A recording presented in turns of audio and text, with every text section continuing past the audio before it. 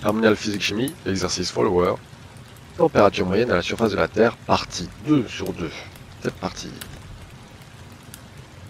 Nous allons voir les échanges thermiques au sein du système Terre-atmosphère terrestre. Le système Terre-atmosphère terrestre n'absorbe pas tout le flux thermique, JT, reçu de la part de l'astre. Une partie est absorbée et l'autre partie est réfléchie par le système. L'albédo, que l'on peut noter alpha, est une grandeur sans unité qui caractérise l'aptitude d'un objet à en renvoyer par diffusion et ou par réflexion les rayonnements qui lui parviennent. Alpha est ainsi le rapport du flux thermique réfléchi par la surface de l'objet par le flux thermique incident reçu par rayonnement. Alpha est égal à flux réfléchi sur flux incident. Question 1. Sachant que l'albédo terrestre vaut environ 0,34, calculez la part du flux thermique phi A absorbé par le système Terre-atmosphère terrestre. Donc j'ai alpha qui est égal à phi R sur phi I. Phi R sera égal du coup à alpha fois flux incident. Alpha c'est 0,34, le flux incident c'est 1,8 fois 10 puissance 17, ce qui nous donne 6,12 fois 10 puissance 16 watts. Flux absorbé sera du coup égal à flux incident moins flux réfléchi, ce qui nous donne 1,8 fois 10 puissance 17 moins 6,12 10 puissance 16 watts, c'est-à-dire flux absorbé est égal à 1,2 fois 10 puissance 17 watts. Donc on peut aussi adapter la formule. 1 moins alpha sera égal à flux absorbé sur flux incident. Alpha absorbé sera égal à 1 moins alpha facteur de flux incident. Donc 1 moins 0,34 fois 1,8 10 puissance 17 et on trouve directement le flux absorbé 1,2 fois 10 puissance 17 watts. On assimile aussi la Terre à un corps noir. Ainsi, elle doit réémettre tout le flux thermique qu'elle a absorbé. Ce flux correspondant à un rayonnement essentiellement infrarouge. Question 2. En faisant l'hypothèse que seul le flux thermique phi A, partie absorbée du flux thermique issu de l'astre, est absorbé par la Terre, calculez la température corrélée à la surface de la Terre. Que pensez-vous de cette hypothèse? Donc, je vais d'abord calculer la surface de la sphère Terre, donc égale à 4 fois pi fois rayon carré. On trouvera du coup 5,10 fois 10 puissance 14 mètres carrés. Ma température sera du coup égale à racine quatrième de 1,2 fois 10 puissance 17 sur 5,67 fois 10 puissance 8 fois 5,10 fois 10 puissance 14 qu'on avait trouvé juste avant.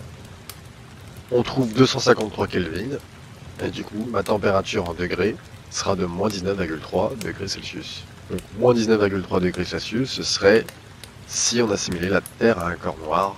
La température moyenne n'est pas bien de moins 19,3 degrés. Question 2. Du coup, on a d'abord calculé la surface de la sphère Terre, qui est égale à 4 fois pi fois rayon de la Terre au carré, et on trouve 5,10 fois 10 puissance 14 mètres carrés. Je reprends cette formule-là, flux est égal à sigma fois température puissance 4 fois surface, et je vais isoler la température. Donc je vais diviser par sigma fois S, ensuite pour tirer la puissance 4, je fais la racine quatrième. Donc je vais avoir ma température, flux absorbé sur sigma fois la surface de la sphère Terre, le tout sur la racine quatrième.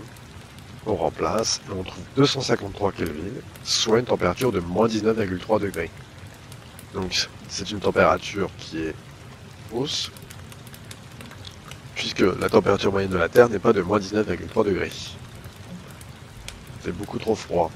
En réalité, la surface de la Terre reçoit en plus un flux thermique, flux serre, de la part des gaz, dits à effet de serre, composants de l'atmosphère terrestre. Ces gaz qui ont au départ absorbé une partie du flux thermique émis par la Terre en renvoient ensuite ce même flux thermique vers la surface de la Terre. Flux serre représente en valeur environ 45% du flux thermique total phi E émis par la surface de la Terre, considéré comme un corps. Remarque, plus la quantité de gaz à effet de serre est grande dans l'atmosphère et plus le flux thermique reçu par la surface de la Terre est important. Question 3a. Déterminer le flux thermique puissance totale phi E émis par la surface de la Terre considéré comme un corps noir. Donc phi E sera égal à phi T, car on nous précise que c'est un corps noir la Terre, soit phi E sera égal à 1,8 fois 10 puissance 17 watts. Petit b, déduisez-en la température moyenne de la surface de la Terre.